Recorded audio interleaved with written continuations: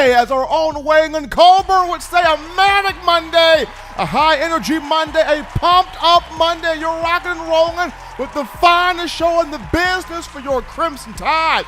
In my own words, yours truly, Stephen M. Smith, touchdown, Alabama Magazine, bringing to you the show from the magic city of Birmingham, streaming this to you on YouTube. Speaking of the channel, if you haven't subscribed yet, subscribe right now. Tell friends to subscribe. Give a thumbs up, a like on the show. Hit that subscribe button. Turn all of those notifications on. Hit that bell so that way you trying to get the best, the utmost best on your Crimson Tide. Look no further than right here. Touchdown Alabama Magazine on YouTube. We also got you covered on Facebook and Twitter as well. We got a lit show tonight. Later on, I got my man Alex Barth, who covers the New England Patriots, sports radio personality, beat reporter for the Patriots, 98.5, the Sports Hub out of Boston. Mac Jones has been shattering, destroying, eviscerating out all of the doubts and the critics he had in the NFL draft process. He is looking like the best quarterback, playing like the best quarterback in this recent draft. So I'm going to talk some Mac Jones with Barth and some Christian Barmore with him as well. But we want to hear from you tonight, the Tide fans. Ring those phone lines, blow them up, let the passion ooze through. You can do this by calling 205-448-1358, the number right there, so that your voice be heard on the show. 205-448-1358. And one more time, 205-448-1358. Want to hear from you. The daily Super Chat Go, $75. Daily Super Chat Go. Appreciate the love from you guys. But before we get into topic number one of the conversation, we swing it over to my man, the honcho, John Ivory, for Talk Yo Talk. Yo. John, what the comments looking like? What's going on, Steven? What's going on, everybody? Welcome to the chat. Appreciate y'all for tuning in after a big win, an easy win from Alabama. Let's see who we got in the chat. We got James Knox. What's going on? Anthony is up in here. Nona Davis, Bama girl, and Callie. What's going on? Joe is in here. We got Waylon in here. Ohio 117. What's going on? We got Sully 462 in here. Plow Jogger is in here as usual. What's going on? We got Ant Ryan Milton. We got Anitra Raby in here, and we got 6-0 back in here. What's going on? So appreciate y'all for tuning in. Make sure you like the chat up if you want to shout out. And I'm going to turn this back over to Steven. Appreciate the man, John Ivory, getting us going here on a Monday, reading those comments. People, this is your show, your platform, your atmosphere. You make this your network with your passion, your phone calls, donations, tweets, chats, things of that nature. But, and getting to the first topic of the conversation, I'm going to lay down kind of the foreshadowing here. So I'm at the game over the weekend. Before the game, I'm at the coffee shop. I'm at the Starbucks right next to Julia Tutwiler Hall. And in my mind, as I'm at the coffee shop, I'm thinking about what a lot of fans have been discussing. I don't know about Alabama this year. I don't think Bama's a playoff team. I don't think it can win the national championship. I don't think it can beat Georgia. Just so many inconsistencies. We haven't peaked yet. We haven't hit the pinnacles that we're trying to reach. We're not looking consistent. Just so many thoughts bombarded my mind at the coffee shop. But I remember a father and an uncle of a particular player came up to the coffee shop. Not going to tell you who the person was because I promised I would keep their identity under wraps here. But talking to this father and this uncle of a particular Bama player, current player, at the coffee shop. And the father told me, he was like, Steven, first of all, love the show, watch it all the time. But Steven, man, look, these guys are clicking at the right time. If this team would have peaked 5 weeks ago, nobody would be talking about it. But the championship teams are made late. The championship teams are formed late. The championship teams are born late. And everybody is getting together. Everybody's starting to hit the groove at the right time and at the right moment. And as that parent walked away, I'm like, my God, that man right. Like, what am I doing? That man is absolutely right. And it completely changed the whole complexion of my day. The brother was absolutely right.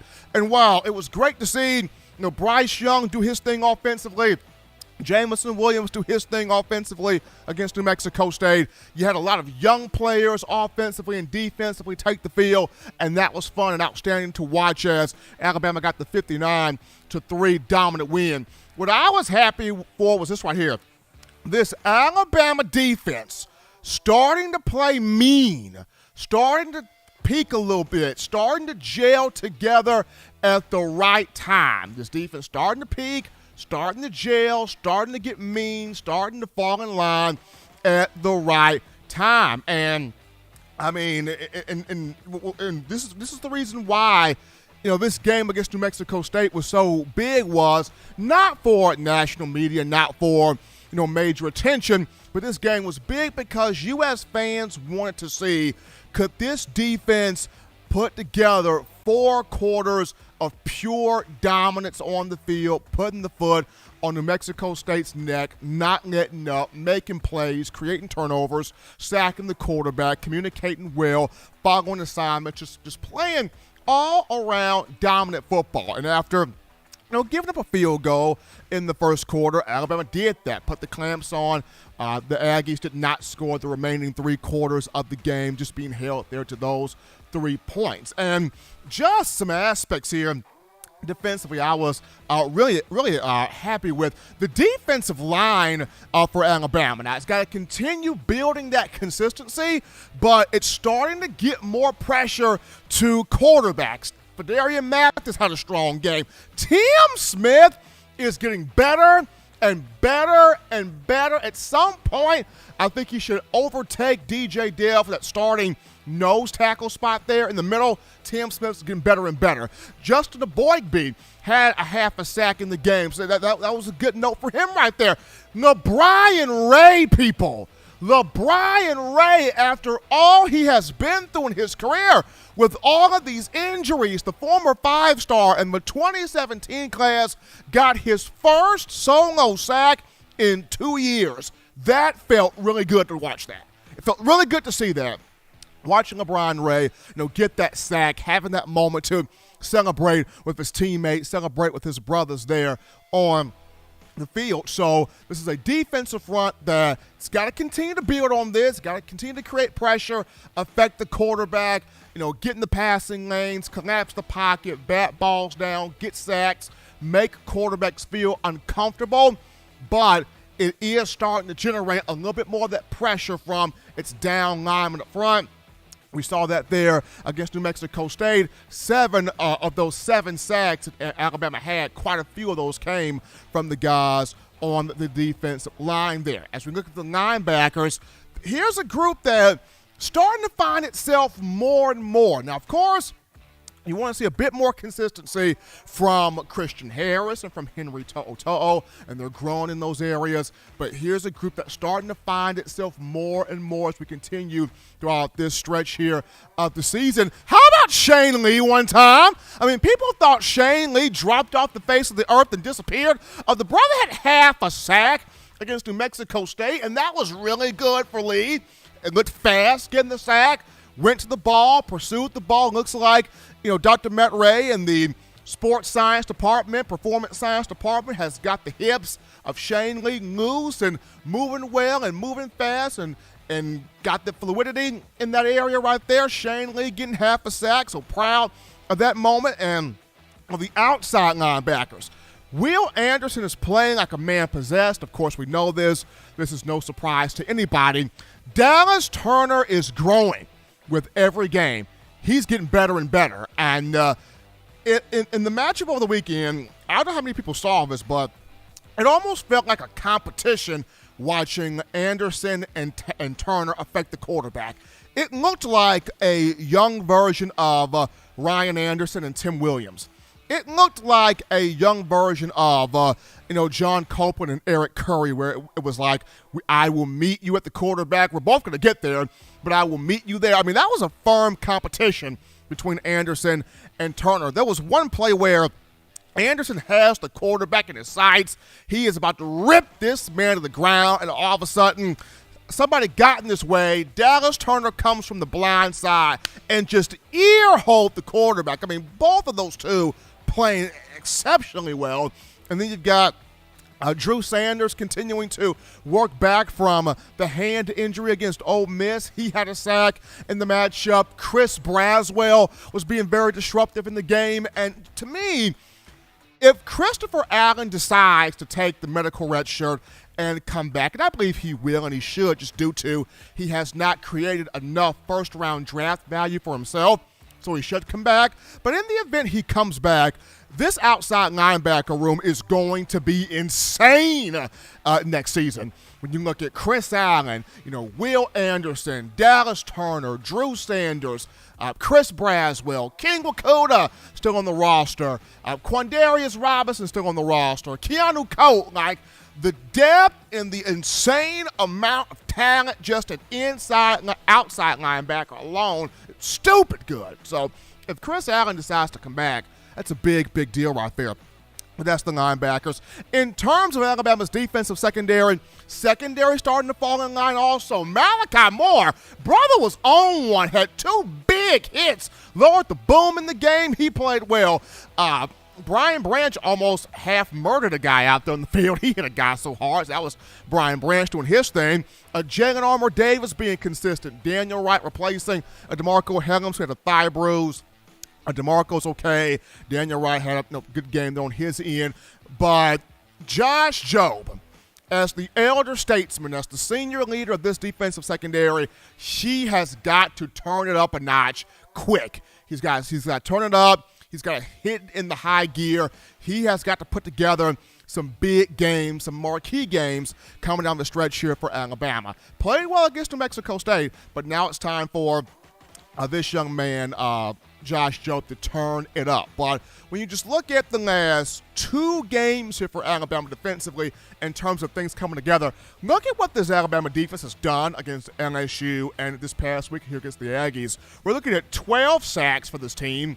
We're looking at 20 tackles for loss combined in 2 games. We're looking at 11 pass breakups. We're looking at 12 quarterback hurries. We are seeing 3 forced turnovers. We're seeing 5 shutout quarters of football. This Alabama defense is starting to come together. It's starting to gel. It's starting to hit. It's starting to become mean at the right time. Still got to clean some things up when you look at Arkansas this week, Auburn in the Iron Bowl, Georgia potentially in the SEC championship game. But it's starting to hit here at the right time. And I think Alabama is a shutout away from really gaining confidence. And I know it's not easy to shut teams out in the SEC, though Georgia has done it twice this year. But I think if Alabama can force a shutout, whether it's against Arkansas this week at Bryant-Denny, whether it's against Auburn next week in the Iron Bowl at Jordan-Hare Stadium, if Alabama's defense can force one shutout, it's going to be monumental. It boosts the confidence going up against Georgia, because then those guys are going to feel like we can do this. We got this shutout. We can go into Atlanta and take care of Georgia. I think it's a shutout away from doing that. I mentioned this last week. In all 6 championship years of the Saban era, 2009, 11, 12, 15, 17, and 2020 here, Alabama has at least forced 1 complete game shutout in all of those seasons and all of those years. So I feel like if Bama can get its hands on 1 shutout, whether it's against Arkansas, whether it's against Auburn, it's a huge deal going forward. But big win there. A good win there for Alabama. Was able to have dominance there, both sides of the ball, especially on defense, showing you it can get a complete game put together, and also showing you that this defense is starting to gel, it's starting to peak, it's starting to form. Things are beginning to come together at the right time, in the right moment. We go to a break here on the show. Don't touch that dial. Just getting started. Folks, when we get back, we go to the phone lines. We take your calls, your thoughts, your tweets, your chats, your interactions. We get to you guys, the Bama Nation, right after this. You're watching In My Own Words with Stephen M. Smith, brought to you by We Own the Fourth Quarter. Get your 4-finger bling necklace today by visiting weownthefourthquarter.com. Throw them foes up.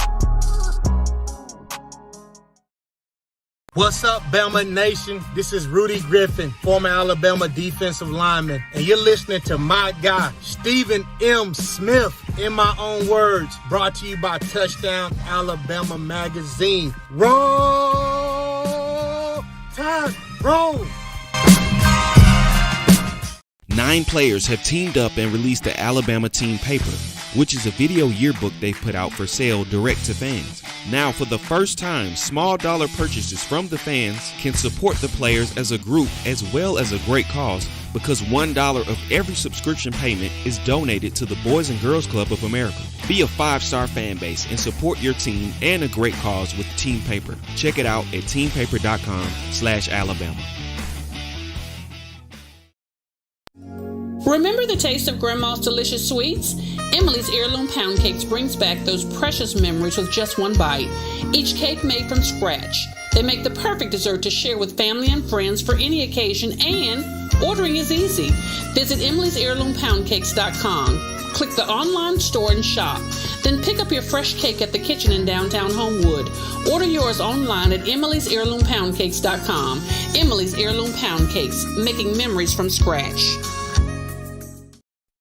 We are back into the action here, folks, from the break on a Monday. Number one form for Bama football news. In my own words, yours truly, Stephen M. Smith, Touchdown Alabama Magazine. Appreciate you guys writing in, donating in, texting in, tweeting in, making this your show, your network, your platform right here. I know Auburn quarterback Bo Nix sustained a broken ankle in the loss there for the Tigers against Mississippi State.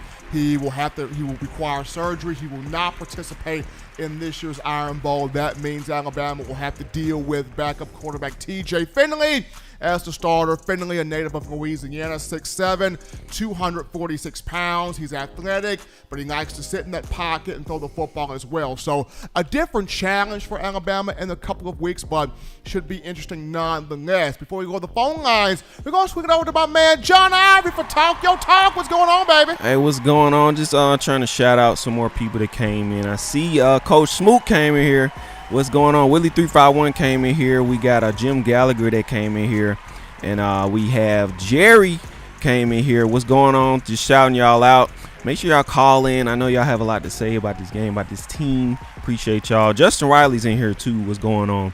And I know that you may have some trash talkers coming here. Let them talk. You know what I'm saying? We're going to let them talk. Gerald Vickery's in here as well, but I'm going to turn it over to Steven. Appreciate John there and you guys for dropping those comments right there on Talk Yo Talk. We go to the phone lines right now, 205-448-1358. Number to call in right there, 205-448-1358. That's the number right there. Before we go to the phone lines, though, we got a shout out by man Bill from New York. That $5 donation helping us out here on the show. Appreciate Bill. Richard G, that $5 donation as well. Thanks for the love there from Richard G. And let's see, we got a $25 donation from, is that Mechanic? That is Mechanic with the $25 donation helping us out. So we appreciate Richard G. We got Jimmy Clay with a $25 donation. Jimmy the Bad Man Clay. Let's see who else here.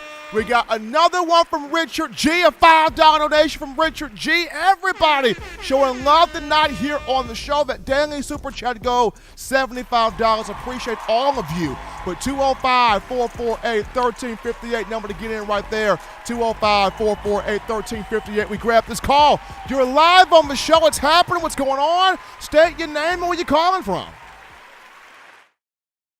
Well, it's like I always say, Blue Monday, Blue Monday. I hope everybody's doing all right today on TDA. It's Monday, and I guess, well, it's a Monday. I don't know. Monday. But anyway, yeah, I was at the ball game Saturday. I tell you what, we looked good there, 59-3. But I tell you, it was a costly ball game, losing Roydale and JoJo. I tell you, Stephen, I tell you, that really hurts when you lose players like that. They're hard to replace. I know everybody says, well, we got somebody can step right up, right into their place. But sometimes that's easier said than done. Auburn also had a lot of injuries there on their team Saturday. So we'll see how it goes here. I see everybody in the chat, Blue Wrench Gang, cities, towns, countries, and states. Y'all blowing this show up. I tell you, it's unreal. Donations, call-ins. Everybody, we love you. I see everybody. I'm going to try to work on something for us on Friday. Had a few people last week ask me, if I need to do a poem. I said, well, I love all y'all that remembers the poem. So we'll try to do something Saturday, not Saturday, Friday. We're gonna do something Saturday, all right. We're gonna have some barbecue on Saturday. But I'm gonna get out of here. All y'all looking good. Steven, stay safe. I'll see all y'all on Wednesday. I love everybody. Bye-bye, everyone. Appreciate weighing in there, starting us off here on a Monday. We grab this call here. You're live on the show this evening. What's going on? How are you feeling? State your name and where you're calling from. Even A, it's your boy Coach Smook, and I'm here, man. It's Monday night. We had a good night for Saturday night, man, and I'm excited. We going into some more league play to finish off the season. I feel like this is probably the most important week of our season right now. Not even Iron Bowl week next week, but this week right here, Steven, I feel like it's the most important week. And you hit on some of the things with the defense trending up, executing a lot better. We see a lot of adjustments being made a lot quicker.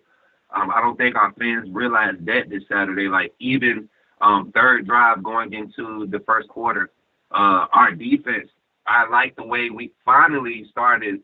You could tell that the defensive backs coach or whoever is coaching the defensive backs, when they were running that wide motion to swing the wide receiver to the into the bubble route, coming across formation, and it was shifting our defense.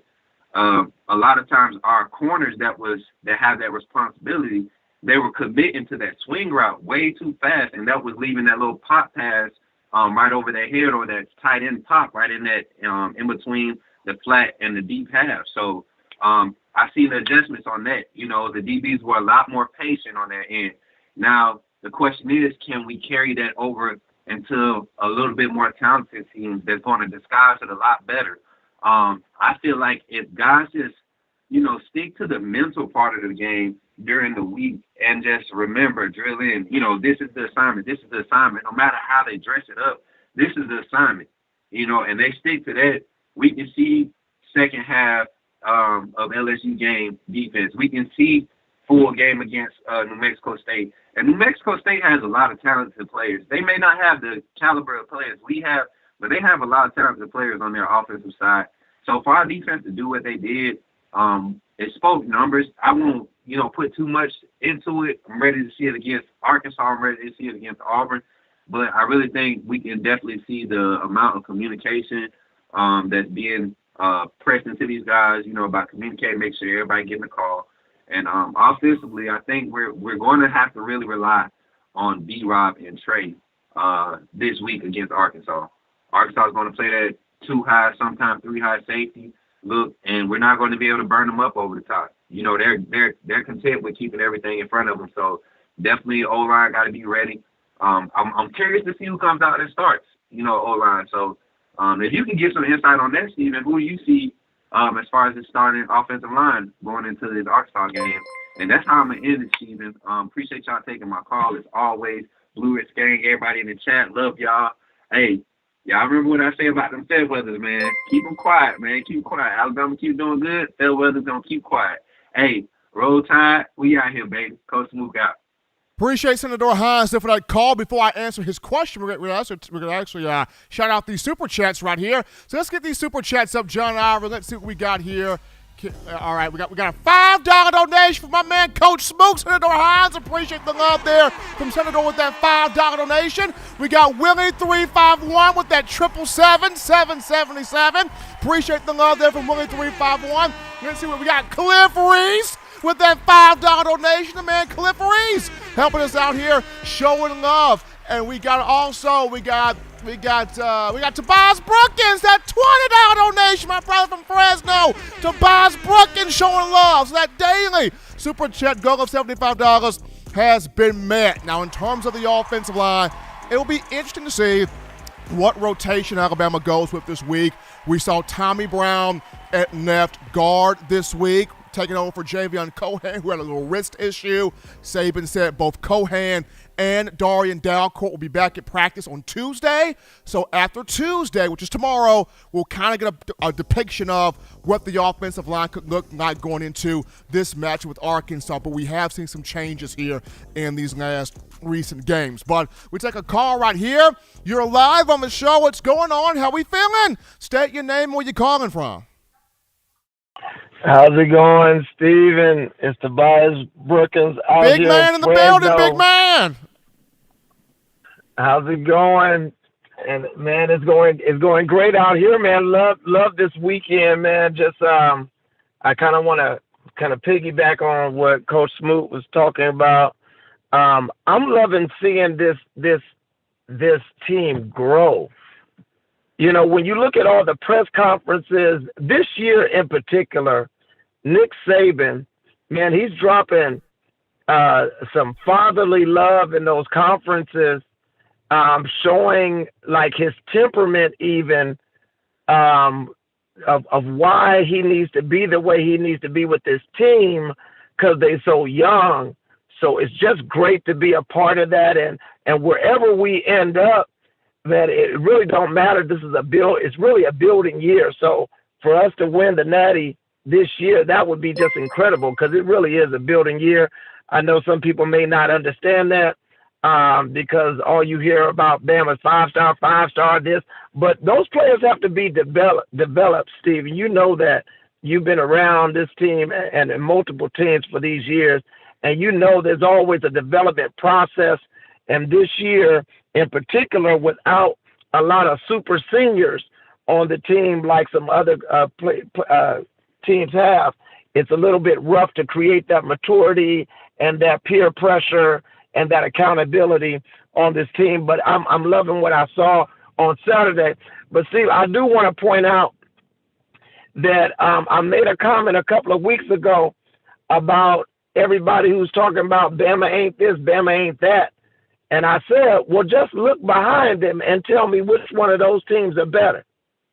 And then here it is this week. And it can happen to any team this year because of the transfers and the super seniors and all of that. Any team can get beat. However, did you see Oklahoma? I heard someone saying, oh, wait till Oklahoma. Okay. Oh, Oklahoma now. You see what happened there. Did you see that Michigan barely pulled that off with Penn State? So it's people got to kind of tap the brakes a little bit. Every team has this unique set of issues that it's facing, and some teams have not had to really be challenged. All right, I'll leave that kind of unnamed.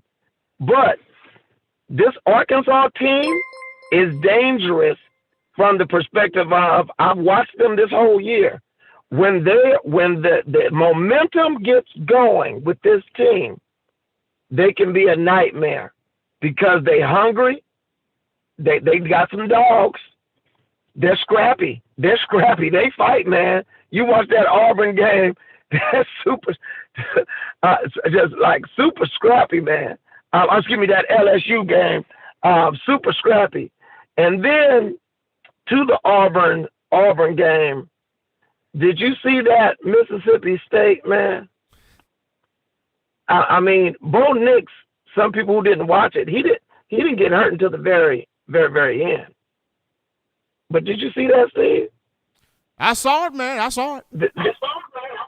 This is what we're saying. When people try to act like us beating Mississippi State wasn't no big deal, us losing to Texas, how could you?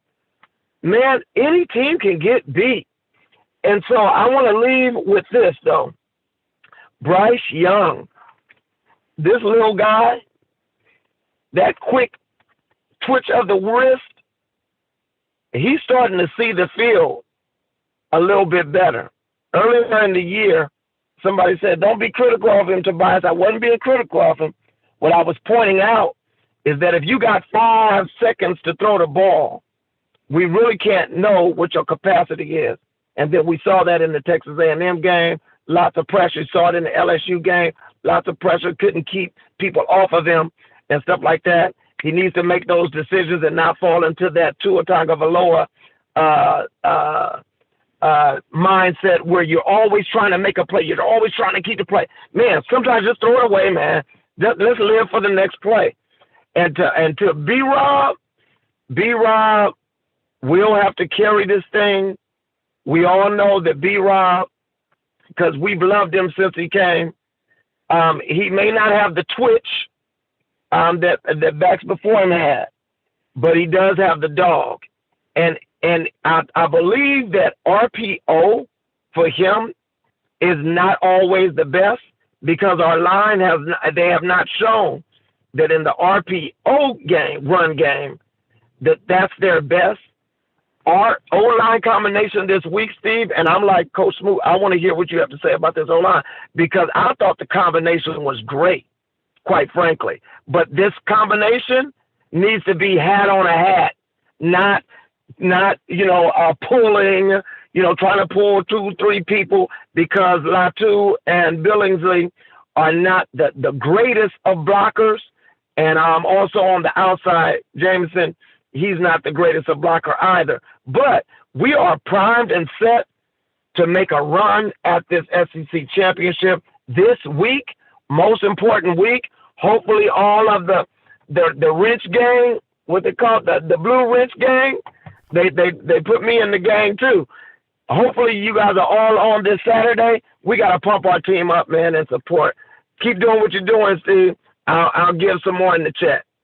Absolutely. Appreciate my man Tobias Brookins calling in right there. And just on the offensive line, it's going to be interesting to see what that combination is, because like I mentioned, Darian Dalcourt, who did not play against New Mexico State due to an ankle, and of course you had Javion Cohan, who didn't play because of a wrist. Both of those two will be back in practice on Tuesday. So depending on how they look, we can see both of those two guys back in the lineup. But I did like seeing Tommy Brown at left guard. I thought Tommy Brown at left guard did a pretty solid job. He did pretty good out there. I like Damian George a little bit at that right tackle. Still would like to see a little bit of Latham in there, but Damian George did a pretty good job at right tackle. It just comes down to whoever plays center.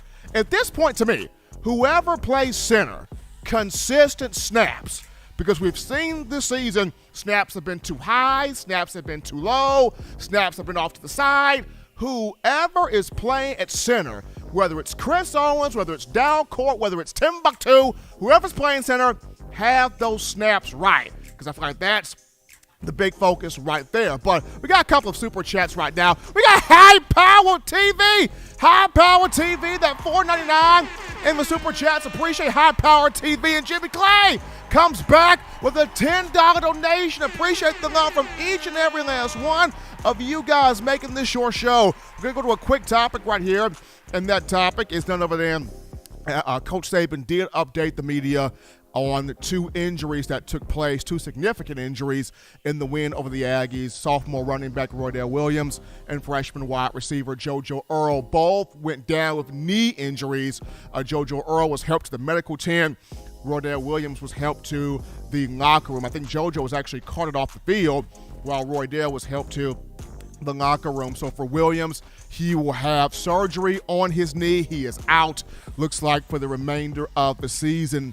JoJo Earl will be out for a little bit of time. The good news is his injury will not require surgery. So that's good. No surgery for Earl, just will be out for a little bit of time. But for Roydell, he will be out he'll be out for more than likely the rest of the season, seeing that he will need surgery on that knee. So Alabama thin here at the running back position. We go to a break here on the show. Don't touch that dial. When we get back, we got my man Alex Barth covering the Patriots for 98.5, the Sports Hub, to talk Mac Jones and Christian Barmore. Hold through the call lines, hold about 10 minutes, or call back in the next 10 minutes. When we get back, we got my man Alex Barth. You're listening to In My Own Words.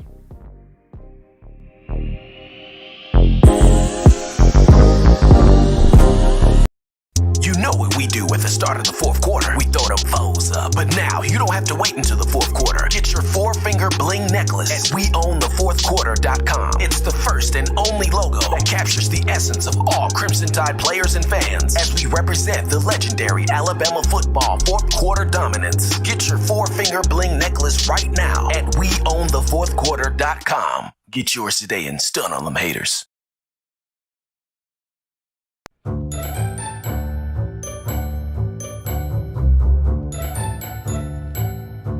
Look at all these great players in Touchdown Alabama magazine. Man, wait till I turn up this year. I'm gonna be on the front cover. But what if Will goes off? Or Joe, DeMarco, Chris, Tim, Christian. Don't wait. Order now at touchdownalabama.com or call 833-483-2624 today. Christian or Jameer. We're back into the action here, folks, from the break on number one form for Bama football news. In my own words, yours truly, Stephen Smith, Touchdown Alabama Magazine. So, kind of a funny comment here. I got my man, Coach Smoke Hines, Senator Hines, with that $3 donation. The Super Chats appreciate my man, Senator Hines. He actually had this question: who's more longer-winded, Senator Hines or Tobias Brookins? And I'm like, look, I mean, both of you guys are great. I mean, both of you guys, great, funny. You add value to the show. It don't matter. You add value to the show. You make my job fun, exciting, energy. I'm laughing because of both of y'all, too. I enjoy this because of both of y'all, too. So both of y'all outstanding. Just love the both of y'all and what y'all contribute to the show. But I just thought that comment was kind of funny, that question coming from Senator. But we actually go to the In My Own Words hotline. We pick up my man Alex Barth, who covers the New England Patriots, beat writer, sports radio personality for 98.5, the Sports Hub in Boston. Alex, man, you back in here. How we feeling? Steven, how's it going? Feeling pretty good after the best game of Mac Jones' career so far.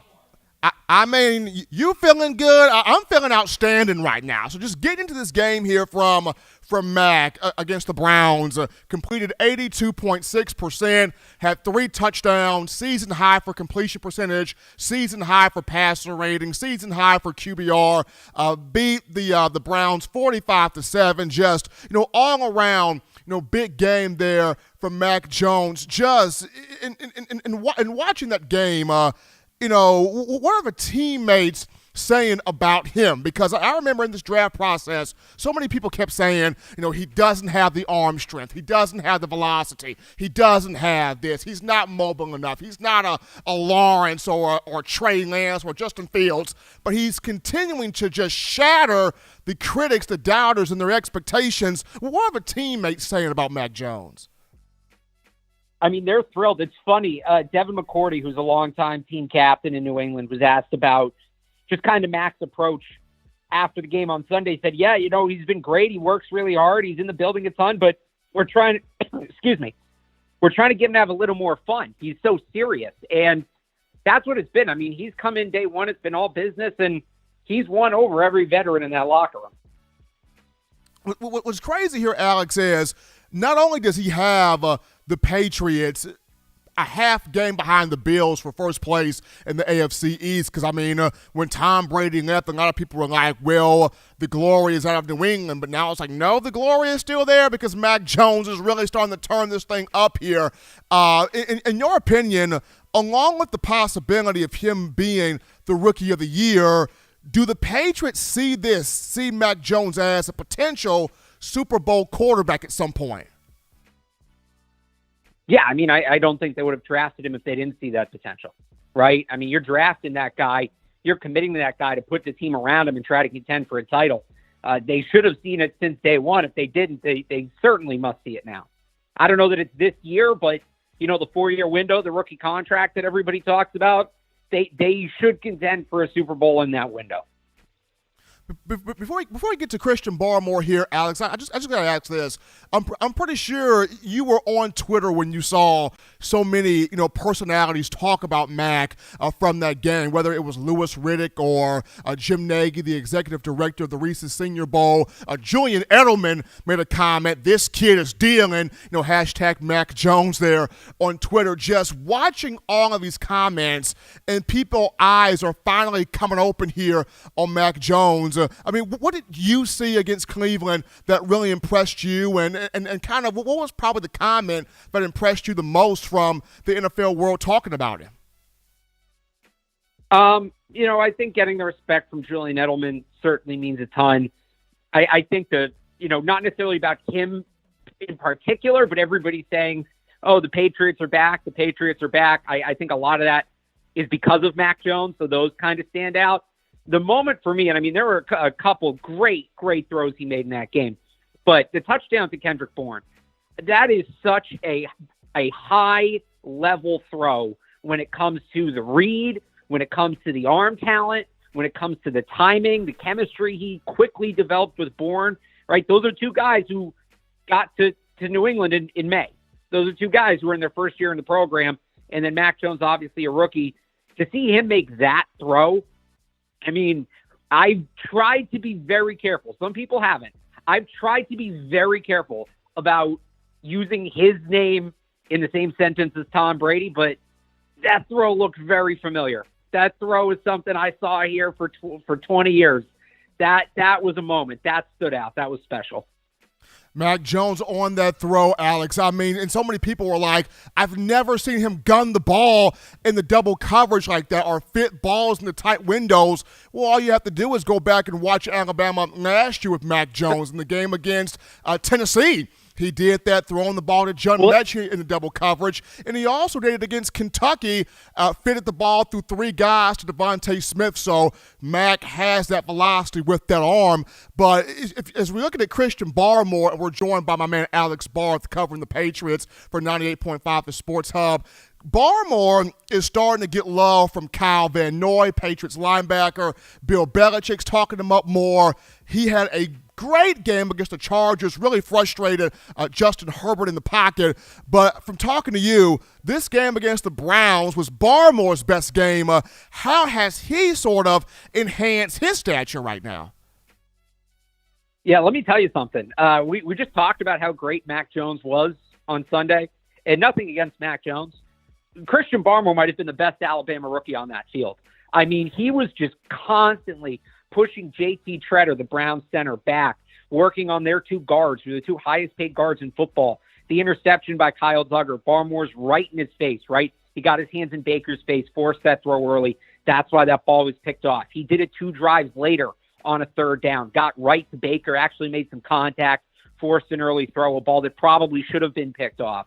And, I mean, we're just seeing it at least once per drive.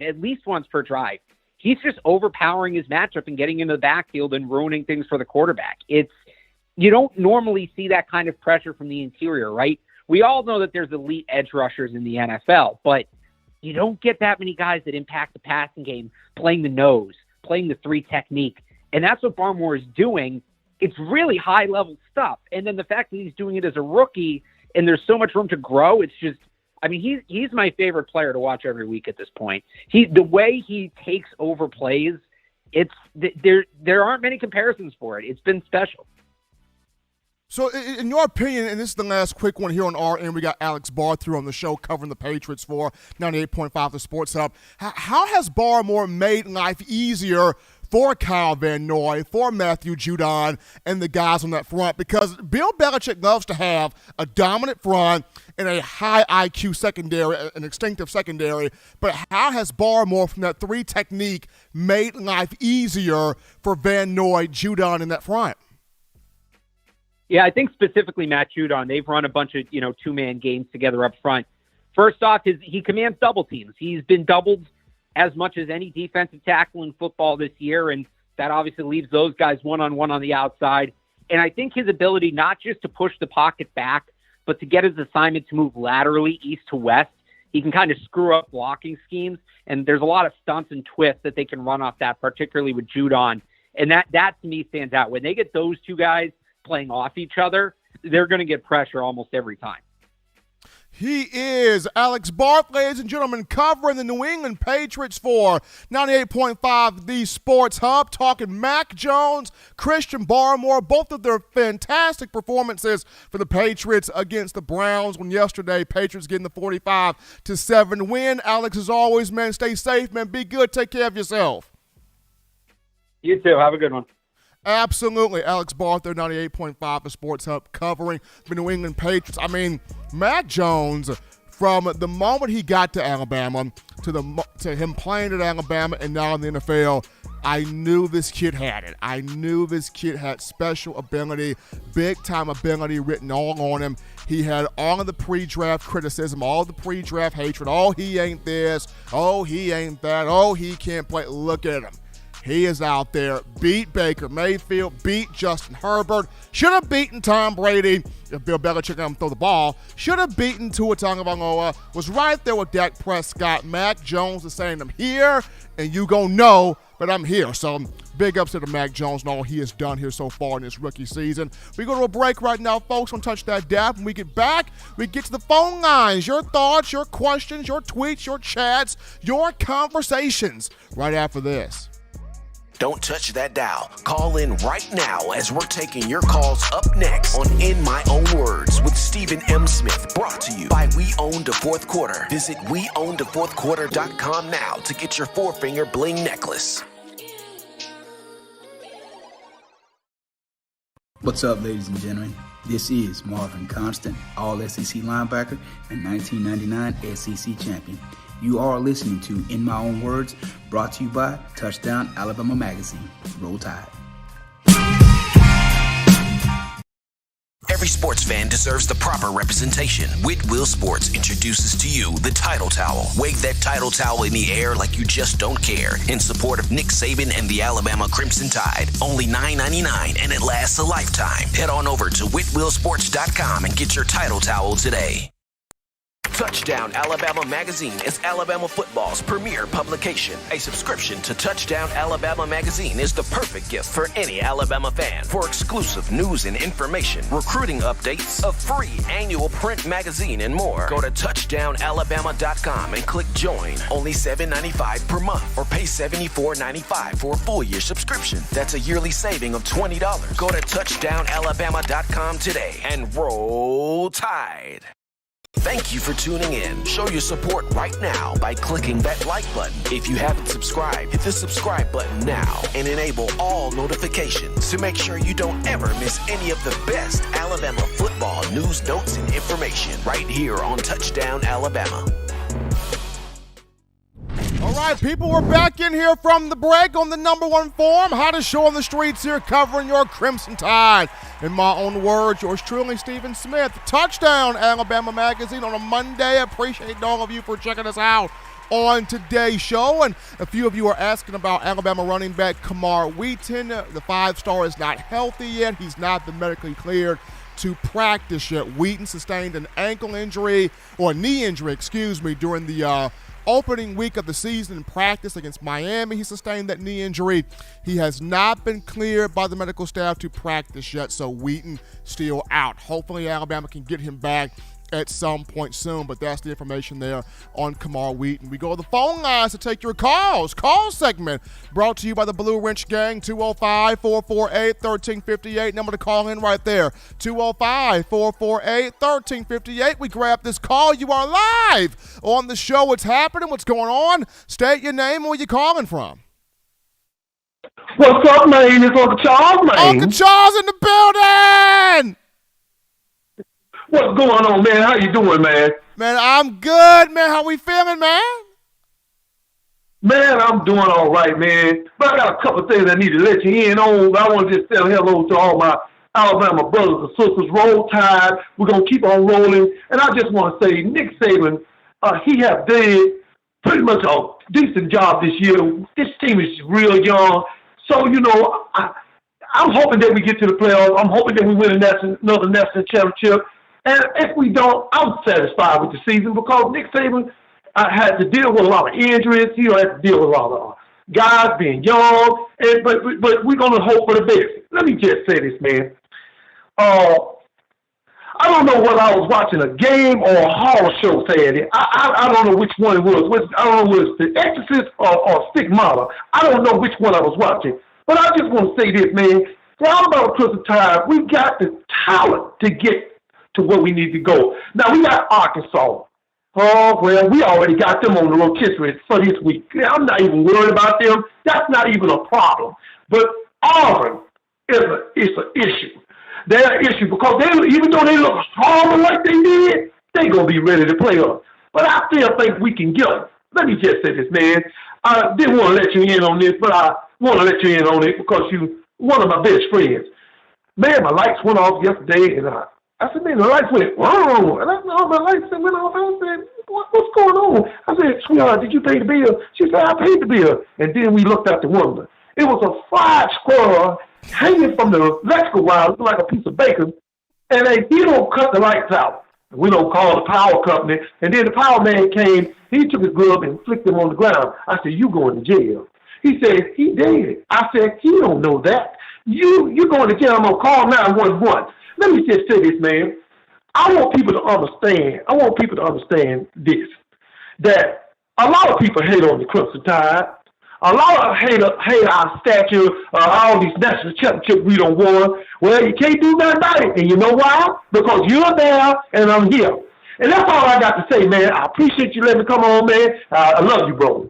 Appreciate Uncle Charles with that call. Frying squirrel. Appreciate Uncle Charles there with that call right there. Give us a little laughter here on a Monday. We grab this call here. You're live on the show. What's happening? State your name and where you're calling from.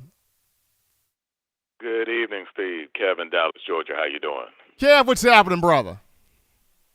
Not a thing. It's just a matter that as far as Saturday's concerned, just pretty much the highlight was getting the opportunity to see all the guys play, because I was getting ready to put, the class of 20 and the class of 20 on the side of some milk cartons, but I'm glad to know that there's still students as well as student athletes at the University of Alabama. I just wanted to pose a question, but after I pose the question, allow me to go into my soliloquy, and that is, as far as if you look at, say, Leary, Robinson, as well as Sanders, as well as Jalen Milroe, if you think that they receive, say, maybe a total of 30 to 40 touches a game, would that be sufficient for the running game? And also, I wanted to just conclude with this, Stephen, then I'll get off, and that is, it reminds me now of that evening as far as in Atlanta, when you had all those freshmen that in the second half they had to, not only they already showed up, but they showed out. But instead of them having to do it just in a half on that evening to win a national championship, the freshmen as well as sophomores will show up starting versus Arkansas, Auburn, as well as for the remaining 5 to 6 games that have to be played as far as to win that natty.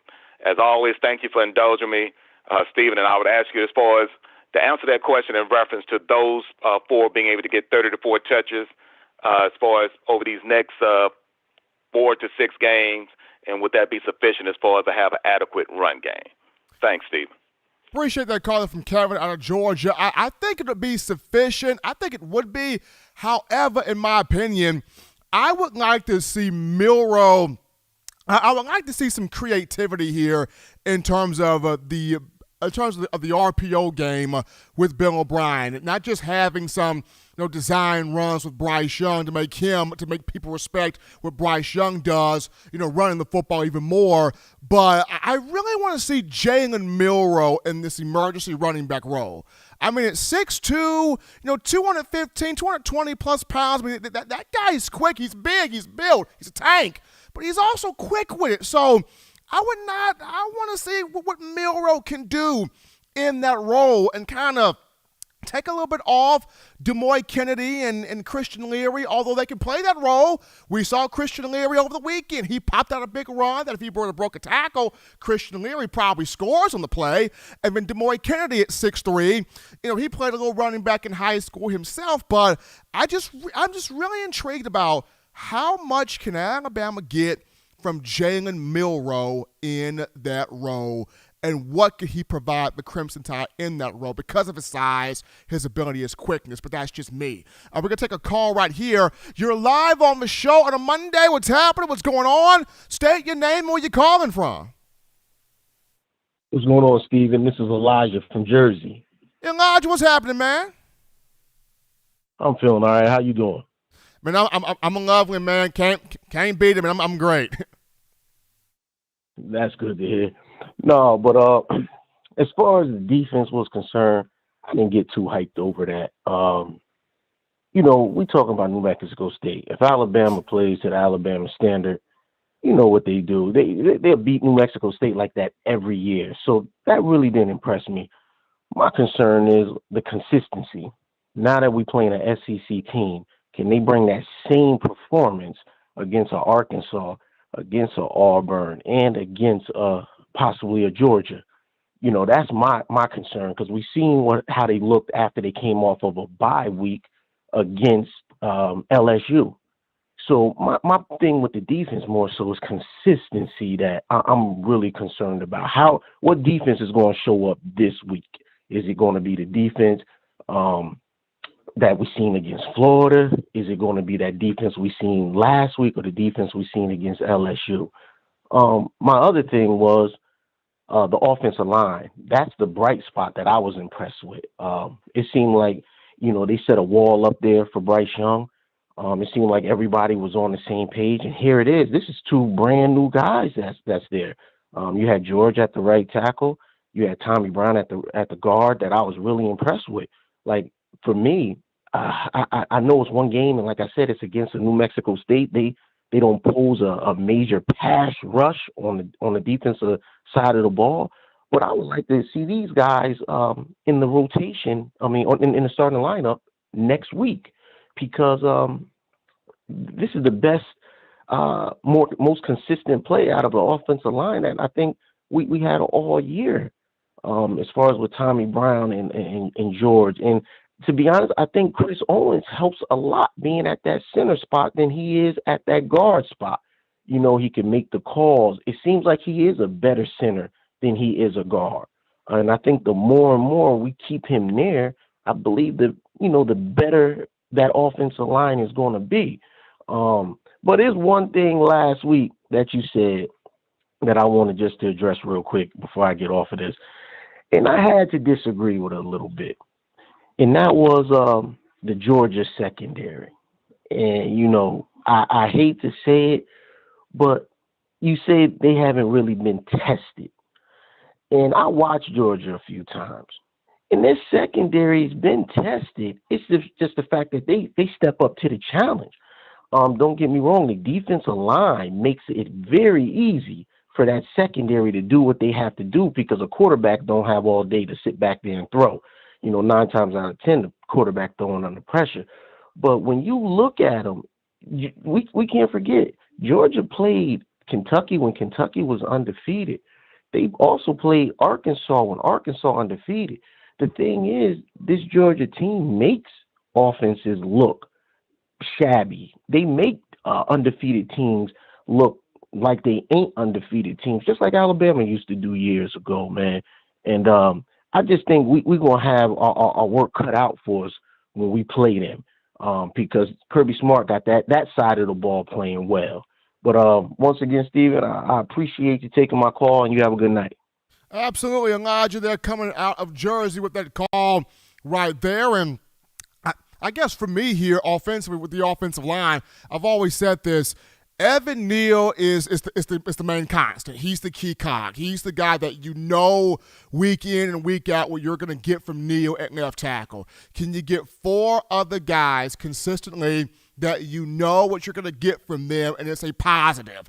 Whoever those 4 guys are, whether it's a mixture of Owens and Brown and Cohan and Dalcourt, whatever the mixture is, Damian George, whatever the mixture of the other 4 guys are, can those 4 be consistent along there with Evan Neal? That's my whole spiel there on the offensive line. But we grab this call here. You're live on the show. What's going on? What's happening? State your name and where you calling from.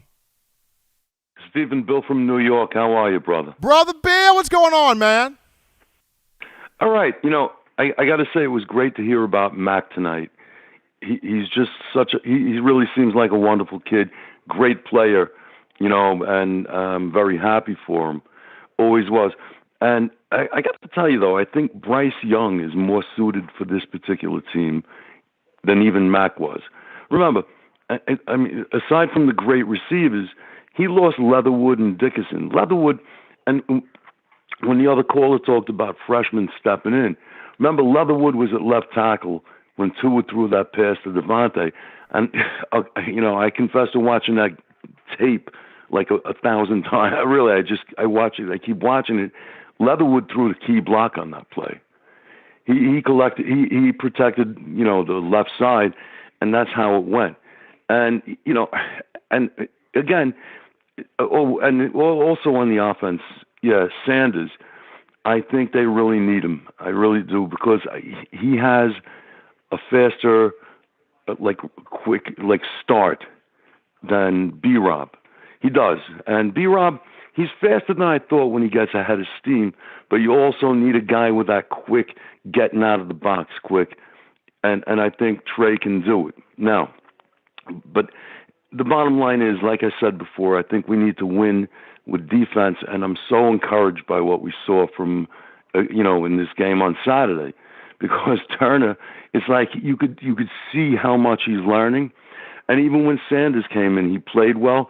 I don't even know what's going to happen next year if Chris Allen comes back, like you were talking about before, because you're talking about at least 4 top quality outside linebackers, one of them being the best in the country, So anyway, yeah, defense to me is the key.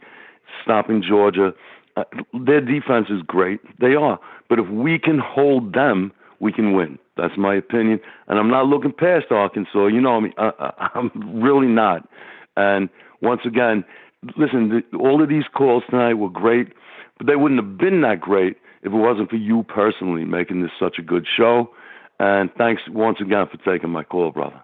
Absolutely, Bill from New York calling in, giving us that support there on a Monday. We grab this call right here. You're live on the show. What's happening? What's going on? State your name and where you calling from tonight? It's Kyle from Foley. All right, Kyle. Kyle's here. Everyone, we need to give a big thanks to the great state of Mississippi. They have eased the minds of Alabama fans all over the world. First, it was Mike Leach and those Mississippi State Bulldogs trailing 28-3. And then it just popped in your head. Atlanta Falcons 28-3. And then, boom, they hit him with the right uppercut, and the Auburn Tigers fall. And then Saturday night, the Lane Train took care of the Aggies.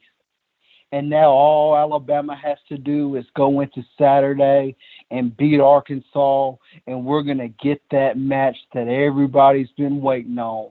All that talk about Georgia, all that talk all season long about the greatest defense since sliced bread.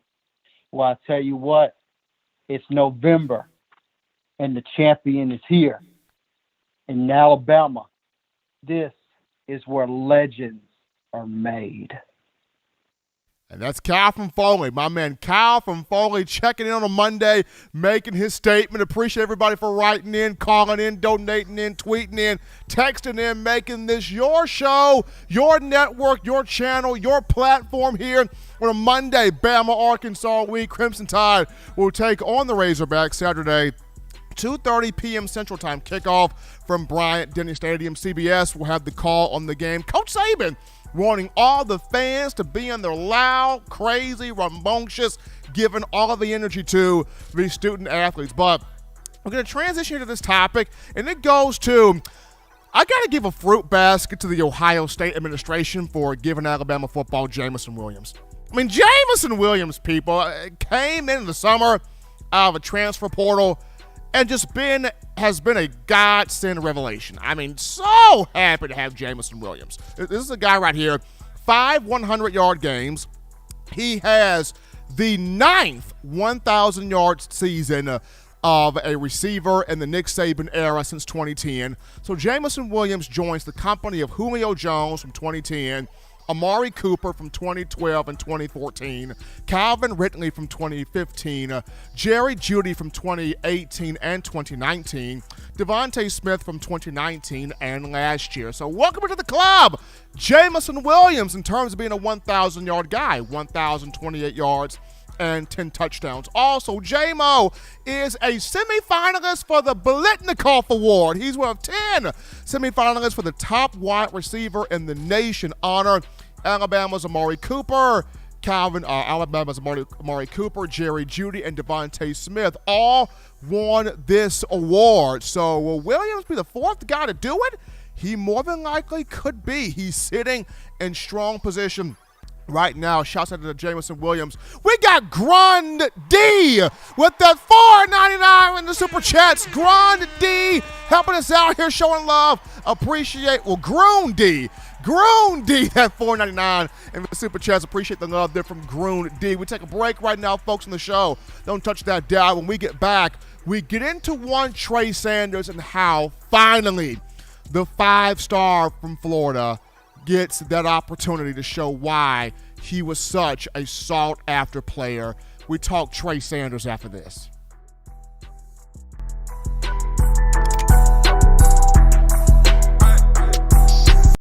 If you're an avid Alabama Crimson Tide fan and you love to flaunt it, then show your Alabama Crimson Tide support by grabbing the All Bama sneakers. They feature bold Crimson Tide graphics, so no one will be able to question where your allegiance lies. When you add these sweet sneakers to your Alabama Crimson Tide collection, go to stsfootwear.com and use the code TDAlabama for $15 off your purchase. That's code TDAlabama for $15 off your purchase. Go to stsfootwear.com and get your All Bama sneakers today. Touchdown Alabama Magazine is Alabama football's premier publication. A subscription to Touchdown Alabama Magazine is the perfect gift for any Alabama fan. For exclusive news and information, recruiting updates, a free annual print magazine, and more, go to touchdownalabama.com and click join. Only $7.95 per month, or pay $74.95 for a full year subscription. That's a yearly saving of $20. Go to touchdownalabama.com today and roll Tide. This is Chris Rogers, 2009 national champion. You are listening to the baddest, when I say the baddest, sports show in the state of Alabama. In my own words, you know, yours truly, Touchdown Alabama Magazine. Don't touch that dial.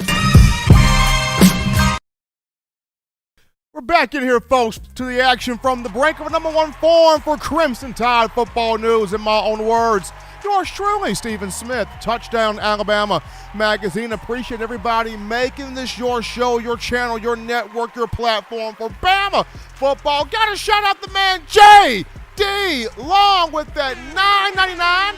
That $9.99 the Super Chats. Appreciate J.D. Long helping us out here on the show. And for all of you writing in, calling in, chatting in, donating in, once again, making this your network for Crimson Tide football information, entertainment. We appreciate you guys. Before we get into the final topic of the conversation, got to remind you of TDAwear.com. That's TDAwear.com. So for all of you fans still overjoyed with the Crimson Tide's national championship from the 2020 campaign, we want you to check out our championship collection merch. This means you grab you an 18 of them things, folk, hoodie, t-shirt or sweatshirt, as well as our Got 18 We Do shirts. Designs that feature all 18 championship years on the back. You head over to TDAwear.com. Do it right now.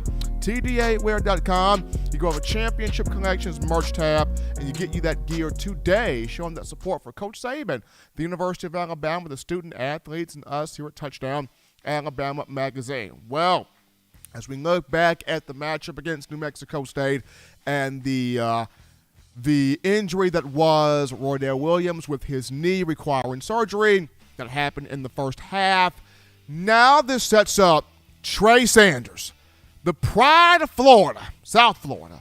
This sets up Trey Sanders, the alumnus of IMG Academy. This sets up Trey Sanders, the 5-star in the 2019 class.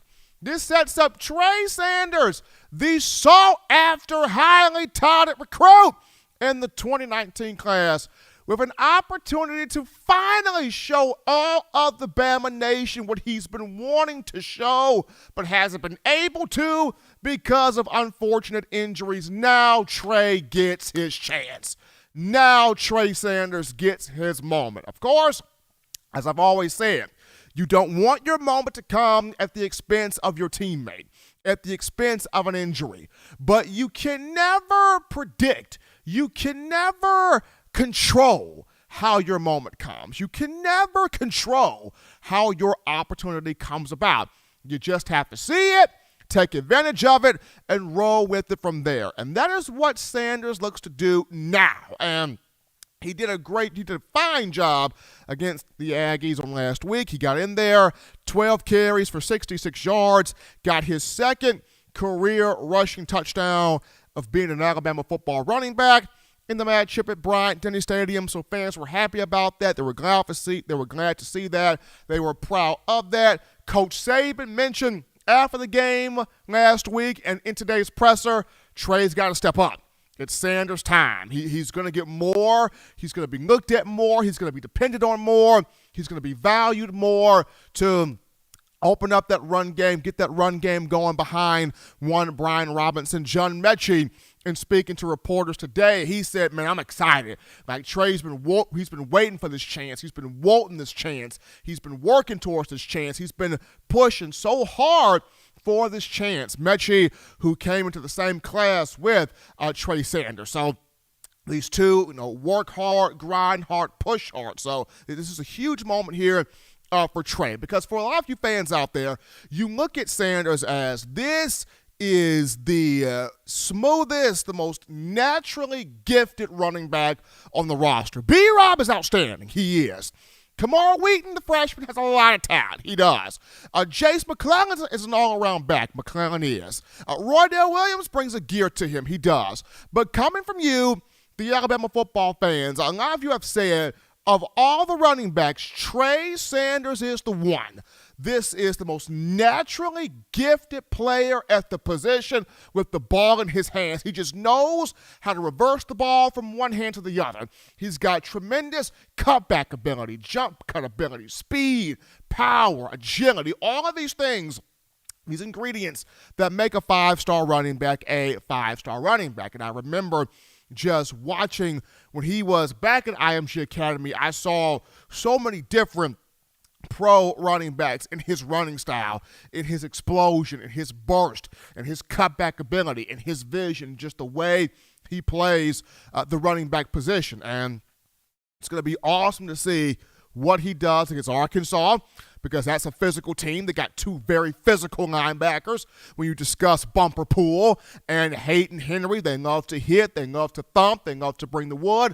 But this is a guy in Trey Sanders who can handle that, who can match that, who can gel with that, who can run with that. He can also catch the ball out of the backfield as well. And then, of course, I'm looking forward to how he would fare in the Iron Bowl against Auburn, because you got an Auburn team with Zacoby McClain and those linebackers, defensive players on the Plains that they love to hit, they love to thump, they love to tackle, they love to make big plays. And here's a Trey Sanders that is all in on proving to everybody, I came as a five-star for a reason.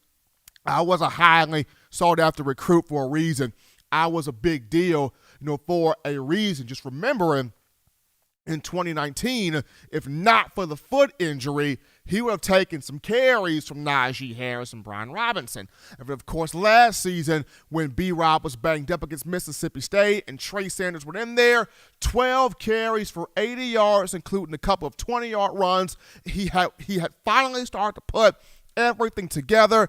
But unfortunately, in the following weeks, he is in that horrific car accident back home in Florida. The accident left him with serious injuries, including a hip situation.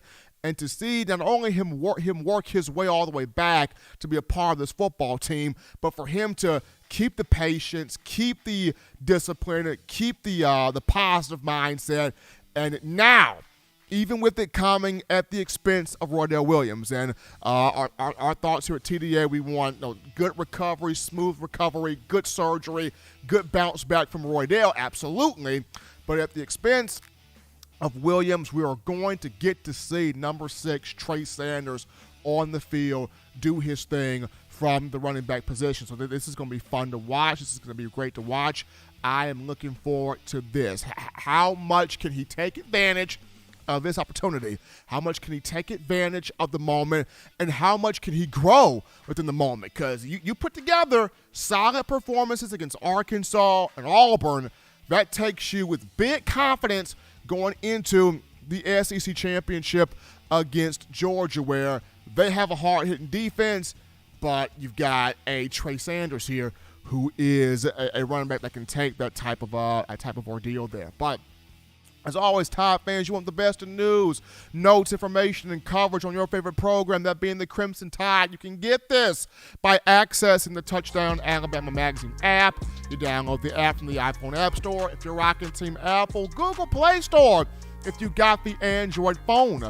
For your audio listening needs, we got you. iTunes, Apple Podcast, Spotify, Stitcher, Spreaker, TuneIn Radio, Overcast.fm, Google Play, or iHeartRadio. If the good and gracious Lord sees fit, I'll be back on Wednesday continuing the conversation that is Tide football. Remember, fans, you can purchase individual copies of Touchdown Alabama Magazine.